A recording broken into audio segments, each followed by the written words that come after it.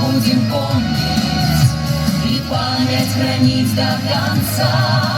Защитники Отечества, защитники Отечества, пусть будет щитом ваша вера и пламя смелых сердца.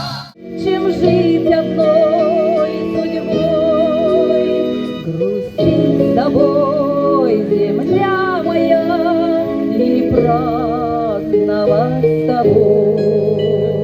Водила нами Катюша на высокий берег, на крутой.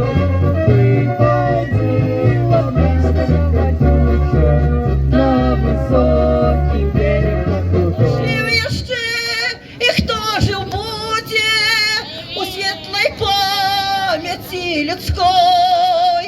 Прими поклон солдата Айчины, навечно ты в души моей. Мой Рогачов, ты от меня прими поклон. Мой Рогачов, ты от меня